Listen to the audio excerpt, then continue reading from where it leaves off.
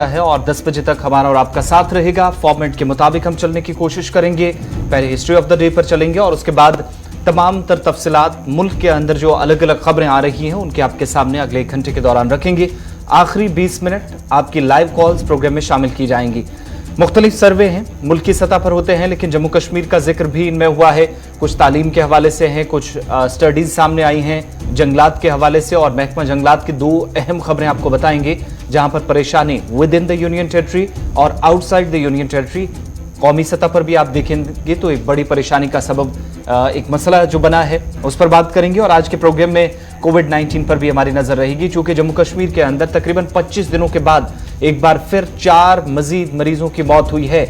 एक तरफ जहां जम्मू कश्मीर के अंदर कोविड से शरह अमवात में पिछले कुछ रोज में अचानक इजाफा देखा जा रहा है। हालांकि कल शाम तक कोई मौत नहीं हुई थी सरकारी बुलेटिन में जो बताया गया था, लेकिन रात के चंद घंटों के दौरान ही 4 मजीद कोरोना वायरस से डेथ्स हुई हैं, जिसने एक बार फिर माहिरीन की तशवीश में भी इजाफा किया है। लेफ्टिनेंट गवर्नर की मीटिंग भी हुई है, क्या कुछ हिदायत वहां पर रही हैं। इसके साथ साथ कोविड की जब बात होगी तो आलमी सतह पर जो इस वक्त सूरत हाल बन रही है जनूबी अफ्रीका के अंदर बिलखुसूस, वो किस तरीके से खेल की सरगर्मियां मुतासिर हिंदुस्तान के अंदर भी कर सकता है, इस पर तफसीली गुफ्तगू करेंगे। WHO के हवाले से बात करेंगे और एक बड़ा बयान जो कि चीफ जस्टिस ऑफ इंडिया का सामने आया है, जिसमें उन्होंने तशवीश का इजहार किया है कुछ मामलात पर, चूंकि यौम आइन के मौके पर वो खिताब कर रहे थे। इसके अलावा श्रीनगर शारजा फ्लाइट के हवाले से बात करेंगे, चूंकि भारत और पाकिस्तान के दरमियान दोबारा इस पर बातचीत चल रही है और सरकार की तरफ से किश्तवाड़ से लद्दाख जाने वाली एक अहम सड़क के लिए जब मंजूरी दी गई, यानी खुद मरकजी वजीर डोडा के दौरे पर थे, वहां अनाउंसमेंट हुई थी और उसके बाद लोगों की इस पर राय और इस सड़क के बनने से क्या कुछ फायदे हैं, स्ट्रेटेजिकल एतबार से, स्ट्रेटेजिकल पॉइंट ऑफ व्यू से कितनी इंपॉर्टेंट है, इस पर भी बात करेंगे। और आज के प्रोग्राम में आपको उन नौजवानों की भी आवाज सुनाएंगे जो बॉर्डर बटालियन में, जेके बॉर्डर बटालियन के अंदर, जिनने तमाम दीगर लवाजमात पूरी कर ली हैं, लेकिन अब फिजिकल टेस्ट का इंतजार, फिजिकल हो चुका है, तहरीरी जो उनको टेस्ट देना है, रिटर्न का उन्हें इंतजार है। और दूसरी तरफ फॉरेस्ट डिपार्टमेंट के अंदर भी पिछले 2 सालों से जो भर्तियां होनी थी वो नहीं हो सकी। दीगर कुछ मामलात भी हैं, मौजूआत हैं, जिन पर एक एक करके आपके पास आएंगे। जैसे जैसे वक्त आगे बढ़ेगा आप हमारे साथ रहेंगे। आप वेबसाइट पर भी हमारी खबरें देख सकते हैं, पढ़ सकते हैं। इसके अलावा फेसबुक पर हमारे साथ रहिएगा, साथ ही दीगर समाजी राब्ता साइटों पर भी हम कोशिश करेंगे अपडेट करने की। हमारे साथ इस वक्त स्टूडियो में मेरे साथ ही गौहर कुछ ज्वाइन कर चुके हैं। बहुत शुक्रिया गौहर। प्रोग्राम का आगाज गौहर करेंगे हिस्ट्री ऑफ द डे के साथ। शुक्रिया आसिफ। तो प्रोग्राम की शुरुआत में तारीख में आज के दिन के हवाले से क्या कुछ हुआ है वो हम आपको बताएं कि यानी कि आज 27 नवंबर है और आज के दिन मुल्क या आलमी सतह पर क्या कुछ हुआ है वो हम आपको बताएंगे। और आज ही के दिन 1095 पूप अर्बन दोम ने पहली सली जंग की तबलीग की है और 1912 में आज ही के दिन अल्बानिया ने कौमी परचम अपनाया है। और आज ही के दिन 27 नवंबर 1807 में पुर्तगाल के शाही खानदान ने नेपोलियन की फौज के खिलाफ से लिस्बन छोड़ा था और 1815 में पोलैंड की बादशाही ने आईन अपनाया था। वो आज ही का दिन था 27 नवंबर, आज ही के दिन 1815।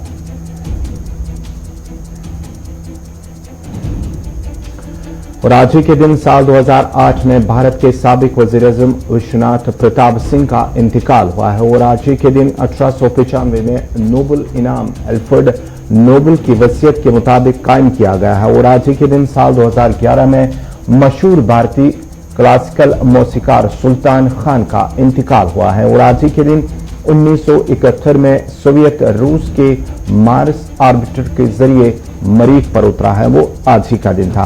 तो एक ही तारीख में कुछ अहम वाक़ात जो हमने आपके सामने रखी हैं। हम बाज़ाब्ता तौर पर प्रोग्राम की शुरुआत करेंगे, खबरों की शुरुआत करेंगे और खबरों की शुरुआत करेंगे आसिफ रशीद। चलिए शुरुआत वबाई मर्ज कोविड-19 से, लेकिन एक और वेरिएंट इस वक्त दुनिया में बाइसे तशवीश बन रहा है, जरा बात उस पर करते हैं। और जनूबी अफ्रीका के अंदर अचानक से केसेस बढ़ना शुरू हुए हैं, जिस पर आलमी इदारा सेहत ने खबरदार किया और इस नए वायरस को एक बार फिर नया नाम दे दिया गया।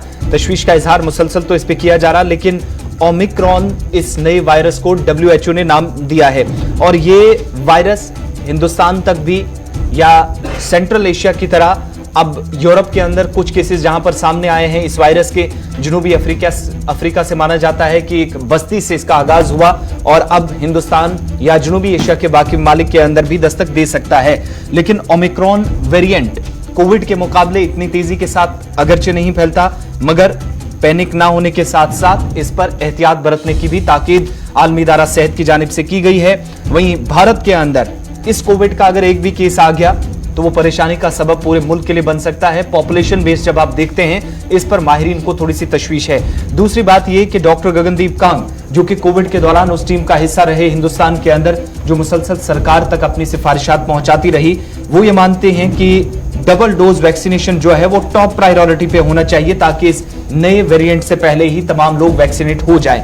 दूसरी बात, जो टेक्निकल एडवाइजरी ग्रुप है SARS-CoV-2 वायरस एवोल्यूशन TAGVE का, यानी WHO का आलमी इदारा सेहत, जिसका ये ग्रुप मुसलसल मॉनिटर कर रहा है सारी सूरत हाल को, उसका ये मानना है कि 26 नवंबर से आज के दिन में जहां एक बार फिर सबसे ज्यादा केसेस रिपोर्ट हुए हैं, यानी पिछले 24 घंटे आप देखेंगे तो जनूबी अफ्रीका में सबसे ज्यादा केसेस इन 24 घंटों के दौरान सामने आए हैं और 24 तारीख के बाद सबसे ज्यादा केसेस में राइज देखा गया है। WHO की तरफ से यह पॉइंट आउट किया गया है एकदम से इन्फेक्शन में इंक्रीज होना और वेरिएंट का उन हिस्सों के अंदर ज्यादा फैलना जहां पर आबादी कम थी जनूबी अफ्रीका के अंदर। इससे इस बात का अंदाजा बखूबी लगाया जा सकता है कि जिन ममालिक की आज के वक्त में वैक्सीनेशन पूरी नहीं है और आबादी का तनासुब वहां पर ज्यादा है, तो इस बात से भी आप अंदाजा लगाइएगा कि सूरत-ए-हाल कितनी खराब हो सकती है। इसके अलावा बहुत सारे लोगों के चूंकि कल भी प्रोग्राम में हमने आपको बताया था, जो HIV एड्स से मुतासरा मरीज हैं, उन लोगों को सबसे ज्यादा ये वायरस अपना शिकार बना रहा है। इस पर एहतियात बरतने की पहले से ही ताकीद की जा रही है, लेकिन सभी जो प्रोविंसेस हैं जनूबी अफ्रीका के, हर जगह से कोविड-19 ये केसेस रिपोर्ट होना शुरू हुए हैं और इस पर आलमी इदारा सेहत की तरफ से अब हिंदुस्तान के अंदर भी इस पर एहतियात बरतने की अपील की गई है। जी हाँ, जहां साउथ अफ्रीका के अंदर, जनूबी अफ्रीका के अंदर नया वेरिएंट आया है, उसके साथ ही अगर हम साउथ अफ्रीका की एक और बात करेंगे तो क्रिकेट भी मुतासिर हो सकता है। बिल्कुल, बात जरा आप उन टीमों के हवाले से करते हैं जो जनूबी अफ्रीका जाती हैं खेलने के लिए या जिनको जाना है तय शेड्यूल के मुताबिक। जनूबी अफ्रीका का दौरा 3 टेस्ट, T20 और वनडे मुकाबलों के लिए भारतीय टीम को जाना था, लेकिन जनूबी अफ्रीका के अंदर इस नए वेरिएंट ने कहर बरपाया है और टीम इंडिया के दौरे से कब्ल मुश्किलें बढ़ सकती हैं, दौरा मुलतवी भी हो सकता है।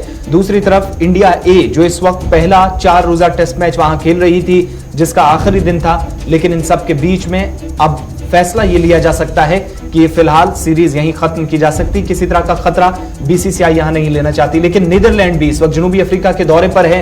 मैच जहां पर सेंचुरियन में चल रहा था और उस मैच को हालांकि कोई रिजल्ट नहीं आया, बारिश की वजह से भी मैच रुका, लेकिन क्या कोविड भी इन सीरीज को रोकने में कामयाब होगा? ये बड़ी बात है, बड़ा सवाल है जिस पर WHO भी मुतल्लिका इदारों के साथ राब्ते में है। इस वक्त तकरीबन 1 हफ्ता बाकी रह गया है।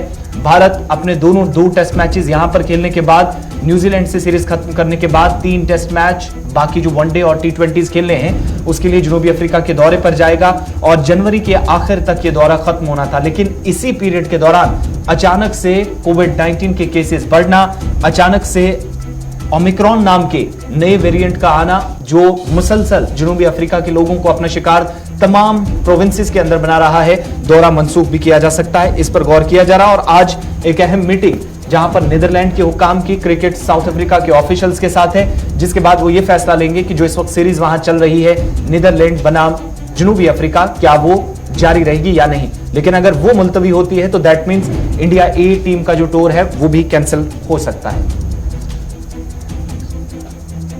चलिए, तो ये थी कोविड के हवाले से खबर। अब बढ़ते हैं आगे, बात अब करेंगे डॉक्टरों के हवाले से। आज मुल्क गिर में डॉक्टरों, जो रेजिडेंट डॉक्टर्स हैं, उनकी जानिब से हड़ताल की कॉल दी गई है। मुल्क की हड़ताल, OPD खदमात बंद करो, आज से हड़ताल शुरू, ये डॉक्टरों की कॉल है। डॉक्टरों का कहना है कि नीट काउंसिल में ताकीर के खिलाफ डॉक्टरों ने नाराजगी और बरहमी का इजहार किया और 8 लाख सालाना आमदनी का मयार मुतयन करने पर भी डॉक्टरों ने नाराजगी का इजहार किया है। जहां नीट और PG के हवाले से उन्होंने नीट काउंसिल में ताकीर करने को लेकर एहतजाज, मुल्कगीर एहतजाज शुरू किया है और आज से बाज़ाब्ता तौर पर रेजिडेंट डॉक्टरों की मुल्कगीर हड़ताल शुरू हो गई है। रेजिडेंट डॉक्टर्स आज से एहतजाज पर जाएंगे और ये कितने दिन हड़ताल चलेगी, हालांकि शुरुआती दिन बता दिया गया, लेकिन इसके बाद कितने दिन तक चलने वाली है इसके मुतालिक कोई जानकारी अभी तक नहीं है। चूंकि परेशानी ये है कि जो मुल्क के अंदर नीट के बाद, नीट के हवाले से काउंसलिंग होनी थी, वो नहीं हुई है। इस अमल में ताखीर हो रही है और कोविड का हवाला बार बार सरकार की तरफ से दिया जाता रहा है, जिस पर नाराजगी काफी ज्यादा है और इसलिए आज से ये सभी ओपीडी खिदमात जो है पूरे मुल्क के अंदर बंद करके जो एसोसिएशन है पूरी उसने बंद का ऐलान कर दिया है। उसके हिसाब से आज के दिन में ये स्ट्राइक शुरू होगी और कितने दिन चलेगी ये भी बड़ी बात होगी।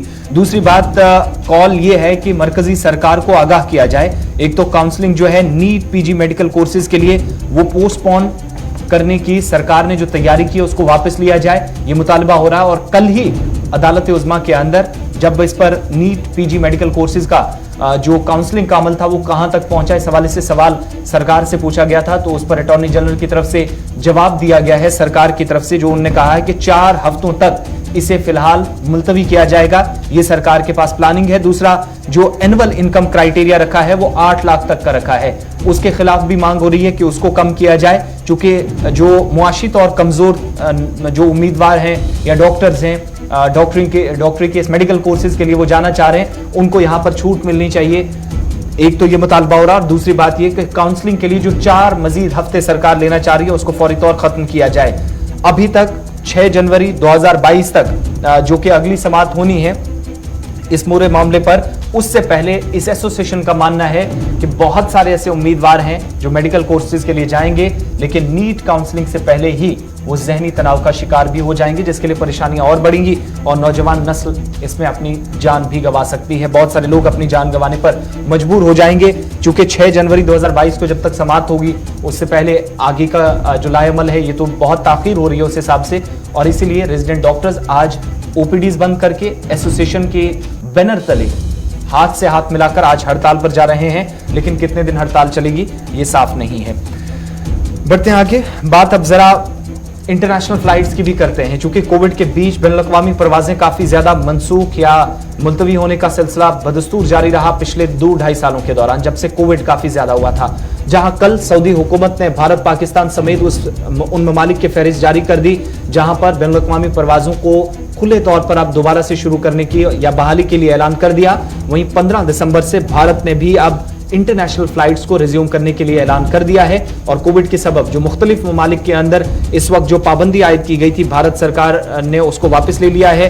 खास तौर से अमेरिका, कनाडा, ऑस्ट्रेलिया, यूएई और सऊदी अरब के साथ साथ थाईलैंड और श्रीलंका जाने वाली जो परवाजें होंगी उनमें 100% प्री कोविड कैपेसिटी, यानी कोविड से पहले जिस तरीके से लोग 100% मुसाफिर सफर करते थे वो उसी तरीके से जाएंगे, मगर गाइडलाइंस में कोई लापरवाही नहीं बरती जाएगी, ये साफ कर दिया है।